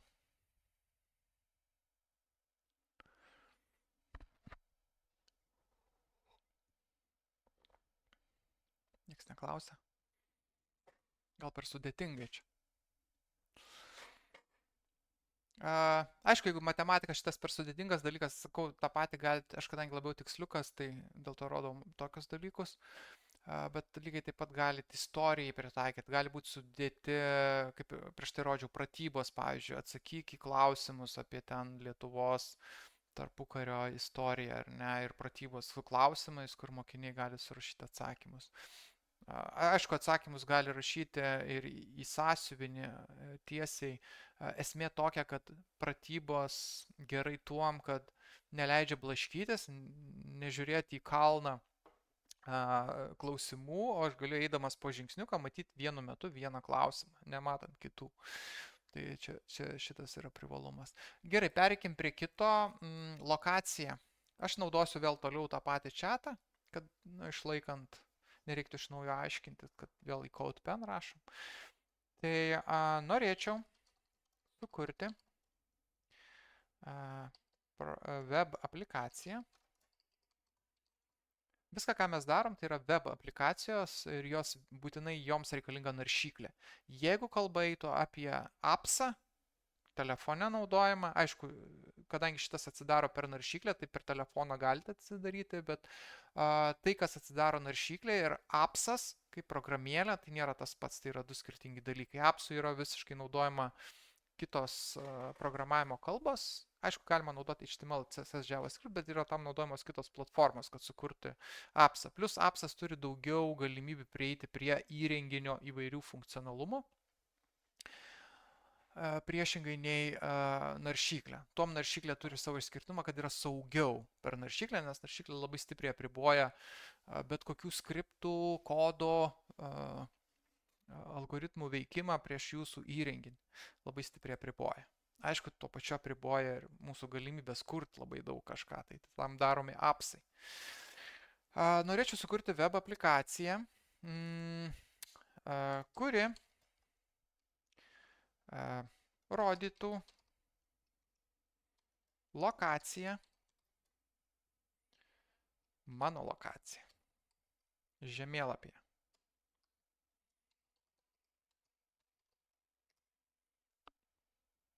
Labai trumpas sakinys, pradėkim nuo to, o paskui jau galima plėtoti. Programavimas, apskritai šitas visas skaitau kaip kūryba. Pradedat nuo vieno sakinio ir paskui ateina mintis, o noriu tą ir taip kuriuot prototipą.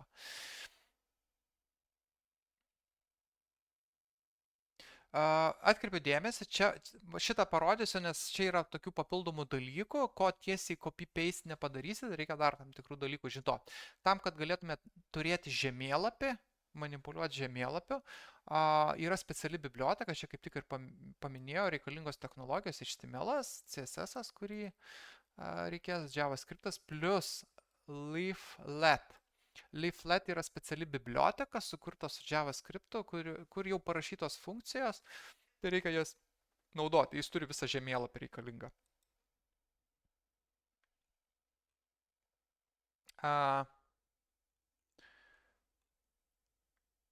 Čia dar sako geolocation API iš naršyklės. Tai pati naršyklė turi savo geolokacijos nustatymo funkcionalumą, tai tas automatiškai jau yra pačioj naršyklėje. Tai mums kodą kaip ir sugeneravo, pabandom pažiūrėti, kas gavosi. Taip, kursime naują. Aš žemėlapyje parašysiu.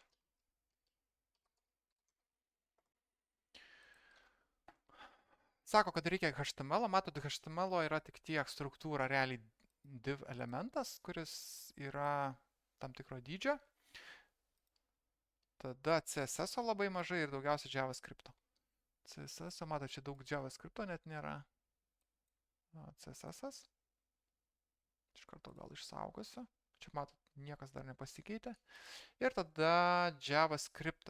Dabar svarbus momentas greičiausiai yra šitos vietos. Pažiūrėsim, ar jis veiks. Gali neveikti, bet gal veiks. Save. Pažiūrėkime. Man nustatė. Galiu pasidalinti šitą nuorodą ir jūs galite užsikrauti savo kompiuterį ir pasižiūrėti, ar jūs matys.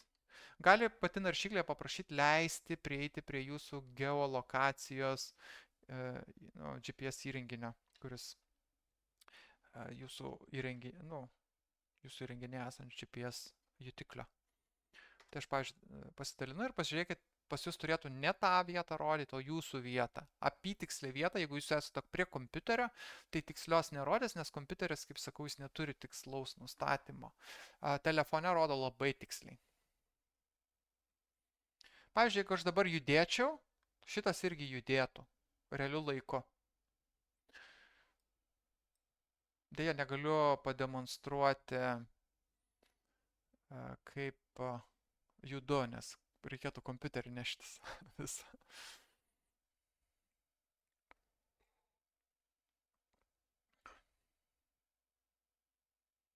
Tai pasibandykit, pasižiūrėkit. Ką žinau, tai tiek galiu parodyti. Tai realiai visą tą padarė. Ką mes galim papildomai norėti? Noriu, kad judant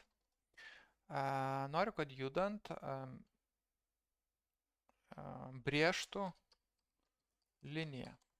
Ta prasme, kad rodytų kelią. Noriu, kad judant brėžtų liniją.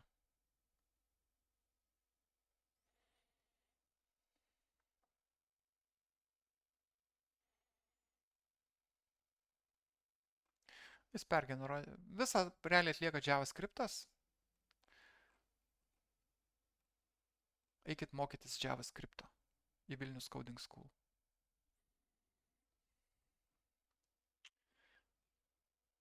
Taip, tai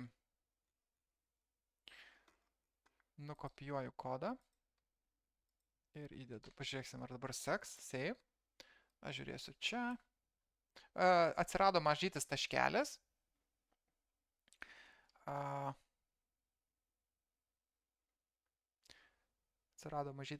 Dabar jeigu aš tą nuorodą, čia galiu refreshint. Visame lange aš tą nuorodą galiu atsidaryti, pavyzdžiui, telefone. Jeigu atsidarytume telefone, aš tuoj įsikelsiu savo į chatą ir pasimsiu per telefoną.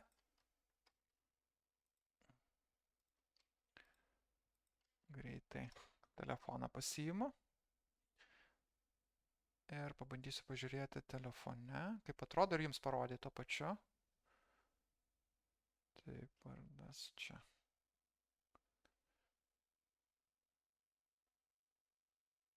O, mane netgi tiksliai rodo ir netgi brūkšnį nubrėžia, jeigu pavyks parodyti. Jeigu mane sustabdysiu trumpam dalinimas, kad mane matytumėt per visą langą. Ir jeigu matosi, tai va. Lempo šviečia. Ten netgi brūkšnelį nubrėžia, jeigu matas. Neryškiai.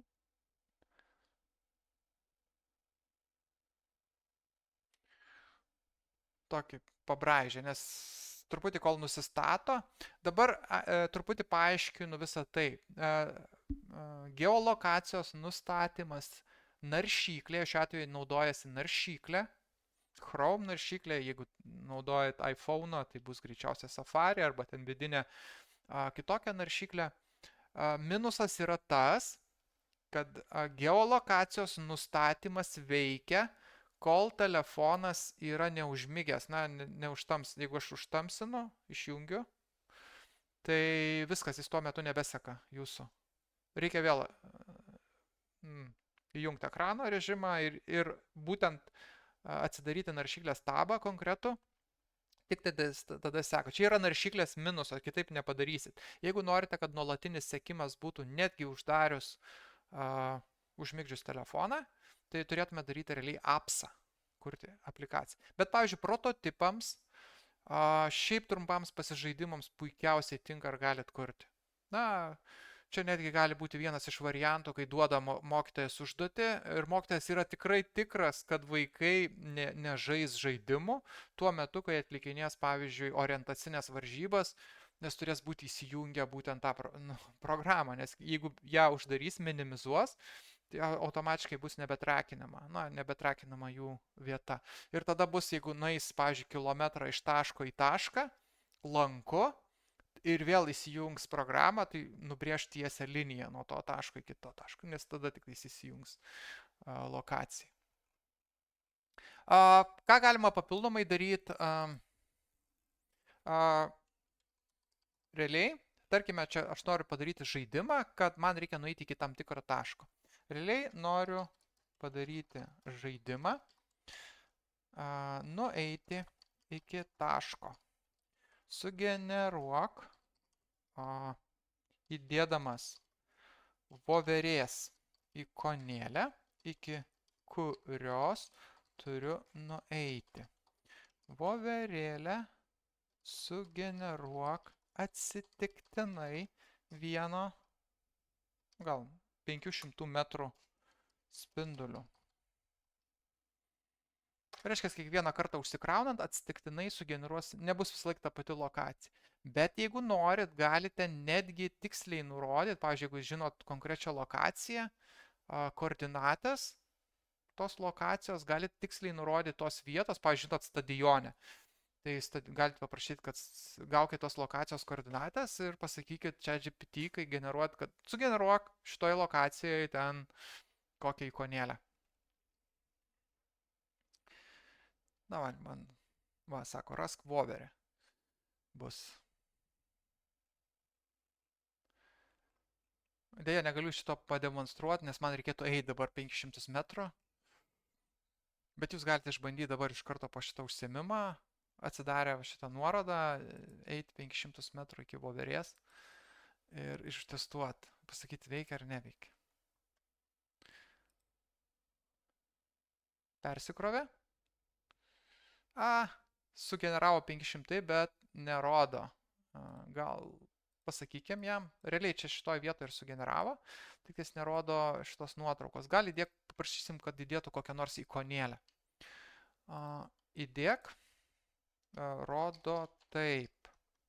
Įdedu screenshotą. Gal įdėk kokią paprastą ikonėlę, kad veiktų.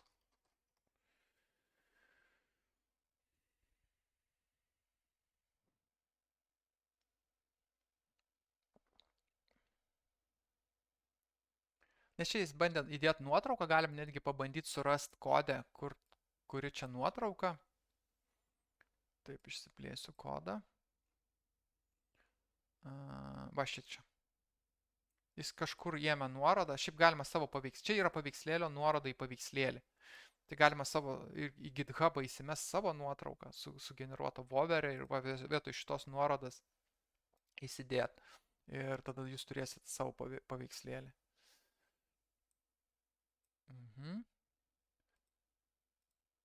Tai pabandom pažiūrėti.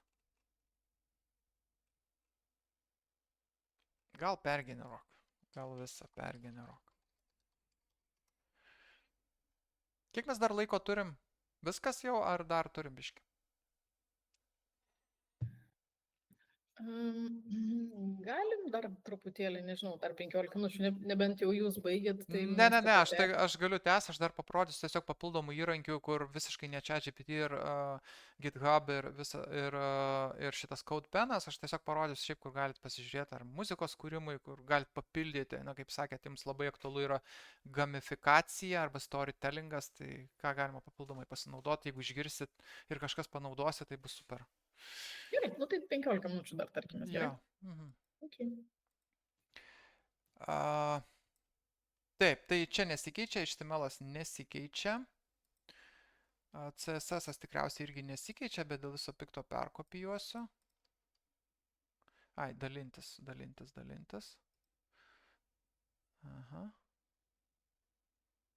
Share. Dalinuosi atgal. Ir generuoja. Tai nerodė ikonėlės, realiai ikonėlę rodė tokią marker, tai aš paprašiau, kad nerodo, prašau man pergeneruok. Realiai jūs tą, kurią nuorodą pasidalinau, jūs galite jau patys atsidaryti ir kiekvieną kartą refreshinti, pakeitus jis bus atnaujinta versija, kuo puikiausiai veiks. Na, kur ta voverė? Ne voverė, uždėjau šuniuką. Sugeneravo. Tai va, aš turėčiau realiai eiti dabar takais ar netakais. Man svarbiausia šitą vietą pasiekti. Pasiekus šitą vietą, turėtų išmesti šitą. Radote voverę. Šiuo atveju ne voverė, įdėjau šuniuko ikonėlę, tai gal pakeiskim šuniuką. Tai šuniuką. Čia labai primityviai padaryta, išmes tiesiog pranešimą radote, bet ką galima sukurti? Galima rinkti taškus. Galima nueiti ir surenka taškus. Taškai užsidega. Galima sukurti animaciją, kur pradeda groti animaciją. Radote ir, pavyzdžiui, pasako, kur ieškoti kito taško, kaip aš prieš tai rodžiau detektyvą. Ir taip toliau. Čia pačius primityvius principus. Tarsi, jungiat fantaziją, kantrybę, testuojat ir darot. Tokį detektyvo žaidimą, kurį rodžiau prieš tai, ten yra 4 taškai, 4 taškus reikia pereiti. Ten pradžioj šuo pakalbinamas, po to katė pasako jau, kur tas šeimininkas yra, tada nueinama pas šeimininką, šeimininkas papasakoja ir paskui galiausiai detektyvo išvada, gale outro, pabaigos žodis pasako, kas čia viskas buvo, kaip vyko ir visa kita apibendrinimas. Tai tenais tokį apie pusdienį galima laiko skirti ir pagaminti tokį žaidimą, naudojant būtent šitos įrankius. Gal klausimai šito Nuorodą daviau, jeigu ką, galite išsitestuoti ir pabandyti nueiti iki to šuniuko. Gal ne dabar, arba po šitą užsiėmimą.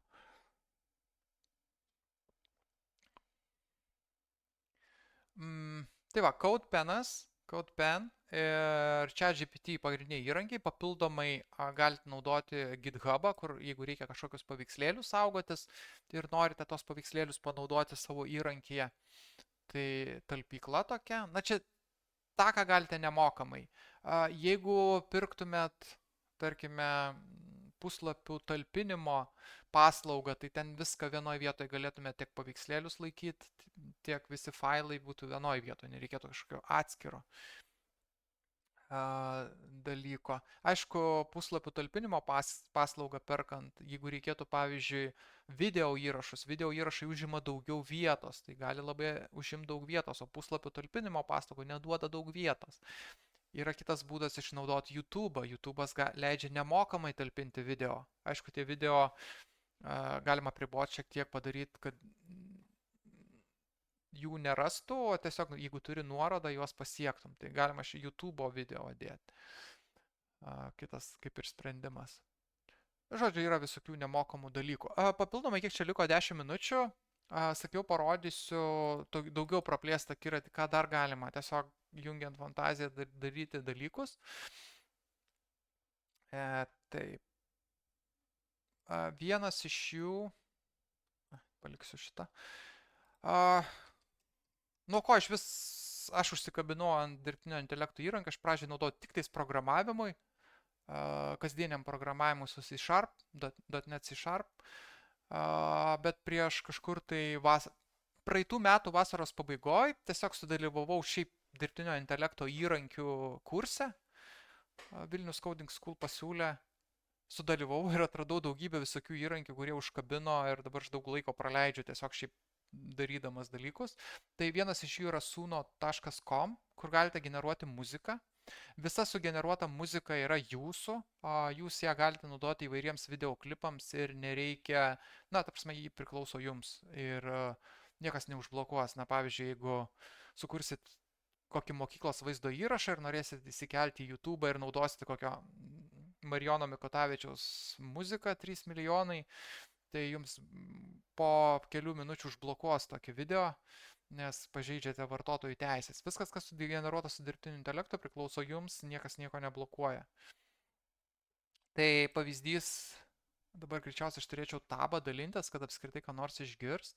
Taip, tai sustabdysiu rodymą ir iš naujo tabą tik tais pasidalinsiu. Suno. Ir čia mano paprastai, aš nežinau, kiek jau esu prigeneravęs, jeigu čia žiūrėti, kiek mano dainų prigeneruota yra, čia atskiri katalogai, kiekvienam katalogė, kiek matosi, 6-7 dainos ir čia dar ne vienas puslapis, yra keli puslapiai. Tai kiek tų dainų prigeneruota, 214 dainų, 3, 14, 10, 7 ir taip toliau. Įvairiom temom, kas tik šauna į galvą. Mamos diena, mamai dainą sukurti. Ir taip toliau. Bėgimas, dabar apie bėgimą, pavyzdžiui, dariau. Toliau apie dirbtinį intelektą. Labai apie dirbtinį intelektą man patiko. Pabandysiu šitą paleisti. Aš esu dirbtinis intelektas, vis dar galiu pradingti, išjungus elektrą. Prašau, tik neteina, neišjunki dabar, geriau tu mane tik stipriai pabark. Viso, aišku, neklausysim laiko, aš nežinau, tikiuosi girdėjusi. Kokį liuksą kas nors išmeskit. Jo, liuks, gerai. Girdėjusi, esmė galite kurti dainas, ką jis leidžia. Jūs galite netgi nemokėdami rašyti. Daugiausiai aš pats rašau žodžius. Tai tas pats, kas rašyti eilėraštį, įmetat kaip eilėraštį ir jums sukuria iš to dainą. Nurodot stilių, sugeneruoja pagal jūsų stilių, ką tik norit. Repą, popsą, roką, džiazą, ką tik tais norit. Kaip tai veikia? Create mygtukas, beje, nemokamai galite generuoti per vieną dieną 10 dainų sugeneruoti, nemokamai. Tai duoda jums 50 kreditų, už 50 kreditų 10 dainų, vieno generavimo 2 versijas sugeneruoja, galite išsirinkti geresnę, kuri labiau patinka. Taip, tai generavimas yra paprastas, galima simple būdą pasirinkti, čia tiesiog įrašo kokią stilių jums net žodžius. Jeigu anglų kalba, tai labai gerai sugeneruoja, jeigu lietuvių kalba reikia šiek tiek kartais pažais pasitengti, pakeitaliot žodžius, net kai kuriuos žodžius blogai taria, tai kartais tenka padirbėti. Custom leidžia lyrics įdėti savo žodžius, tiesiog įklijuojat žodžius ir juos jums, aš pabandysiu tą patį, ką turiu jau įklijuoti, o pavyzdžiui yra surašyti, tiesiog eilėraštis parašytas apie dirbtinį intelektą ir jis paverstas daina. Lyrics įdėjus. Galima reklamas kurti, šortus kurti, labai populiarus šortai. Lygiai taip pat ugdymo procese galima kurti įvairius šortus ir skatinti, ką žinau, tam tikrus socialinius dalykus, pavyzdžiui, rūkymas, narkotikai, patyčios ir kiti dalykai. Tai šitos dalykus galima sukurti, į to šortus dėti muziką, iš karto sudainuotus tam tikrus žodžius, iškirpti tik tais gabaliuką, nors sugeneruoja jums visą dainą 4 minučių, bet jums ten šortų reikia 30 sekundžių, išimat priedainį ir pritaikat, kuris skamba efektingai, išsikirpia. Čia galima parsisiųsti MP3, WAV formatu, nemokamai MP3 formatu tik tais. Na, pavyzdys, aš įsirašau žodžius. Galima sužymėti, galima nesužymėti, anglų kalba verse 1, verse 2 ir taip toliau. Galima sužymėti posmelius, galima sužymėti priedainį, chorus angliškai, arba outro, pabaiga, bridge, perėjimai, tiltai. Aš daug apie muziką sužinojau, visiškai nesidomėjau muziką prieš tai, tiesiog šitą įrankį atradęs. Netgi tą patį įrankį naudojant galima apie muziką sužinoti visiškai prieš tai iš mokyklos vos 4 turint iš muzikos. Tiesiog pradedant šitą naudoti tempus, sužinojau, kas yra tembras, tempas ir visa kita. Daug kitų dalykų. Toliau stilius galima. Ta pati, ką aš čia dainau, pavyzdžiui, repas. Noriu repo stiliumi. Ir daina. Testas, pavadinsiu testas. Sugeneruoja. Iš karto pradeda generuoti. Tai dar 5 minutes galiu, tai greitai parodysiu papildomų dalykų, kuriuos. Na ir va, iš karto yra daina. Galiu pradėti klausytis.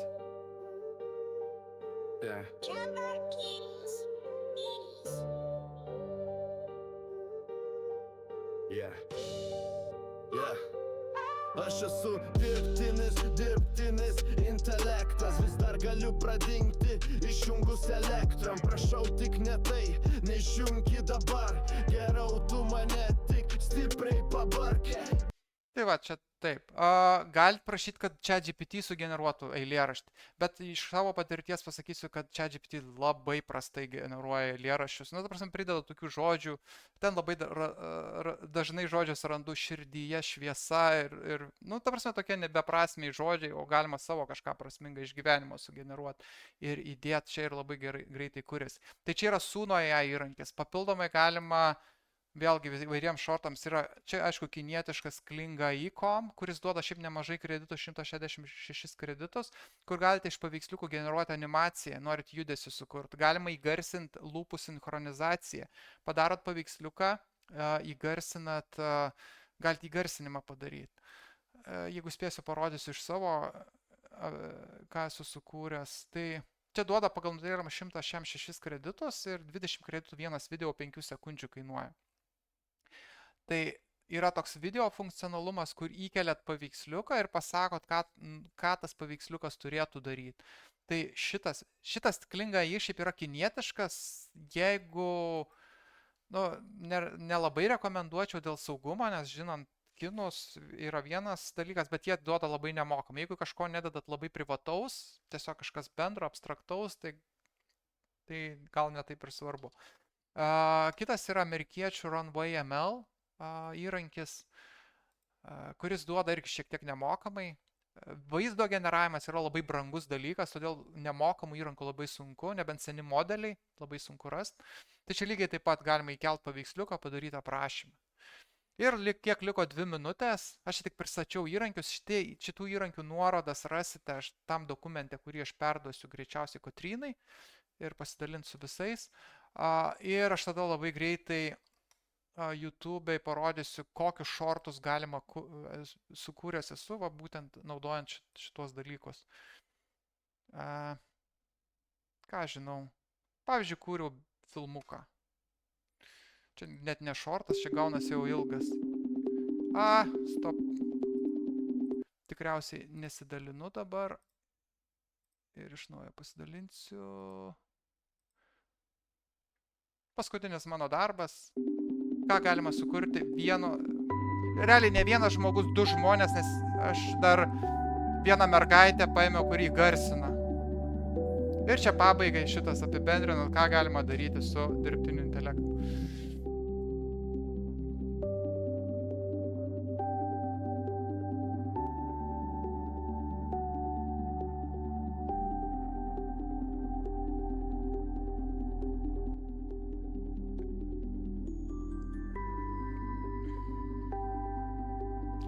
Muzika generuota yra su ta pačia Suno, kur rodžiau prieš tai. Sveiki atvykę į dirbtinio intelekto šalį. Čia gyvena ypatingi padėjėjai. Jie moka kalbėti, piešti, kurti muziką ir netgi sukurti filmukus. Įsivaizduokite šią šalį kaip debesise plūduriuojančias salas. Kiekviena sala turi savo paskirtį. Vienoje dirba kalbos išminčiai, kitoje vaizdų kūrėjai, dar kitoje garso burtininkai ir visos jos kartu padeda žmonėms kurti stebuklus. Šioje saloje Gerai, jūs galėsit pasižiūrėti, jeigu norėsite, o mes kaip ir 17 val. Žadėjom užbaigti. Ačiū už dėmesį. Ačiū Zigmantai už paskaitą. Taip, visi sureaguokim kažkaip, nusiųskim, paširdinkim širdutę, paplokim, laiką uždėkim kažką, ką mėgstam. Ir šiaip turime, matau, klausimą tikriausiai, tai galime nuo to ir pradėti, bet kokiu atveju, Zigmantai, labai ačiū už visą pristatymą, visus įrankius iš tiesų, kuriuos tu parodai, jau teko man irgi naudoti, kadangi mano kita pusė yra kūrybinė pusė ir taip pat dirbu su muzika, turiu mažą prodiuserinę muzikos įrašo kompaniją ir taip, Amazing. pirmą kartą atradau Sonos, buvo kažkas tokio wow, ir kai parodžiau muzikos prodiuseriam, kurie dirba tą sunkų darbą, kurie mokėsi ilgus metus, kaip reikia prodiusuoti kompoziciją atlikti.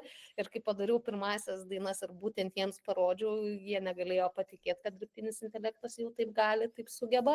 Ir iš tiesų, kam jie irgi naudoja, tam kaip ir mes kiekvienas tikriausiai iš mūsų naudojam dirbtinį intelektą, kūrybiškumo suskatinimo, idėjų naujų paieškai, tai dažniausiai ką jie ir daro. Sukuria su Sonos kažkokią norimą trap ar kažkokios kitokios muzikos samplą ir jį tada jau kompoziciškai perrašo į natas ir sukuria viską, ką jau reikia, kad būtų galima naudoti kitiem muzikantam. Tai va, iš tiesų labai buvo, tikiuosi, buvo produktyvus laikas ir mūsų klausytojams. Ir tada, Agne, stage is yours, jeigu turi klausimą, jau nuleido, matau ranką, Agne. Gal be Agnės dar kažkas turėtų klausimų? Galima ir čiatą rašyti. Galima ir čiatą, kaip patogiau, taip. Drąsiai, kviečiame būti drąsuoliais.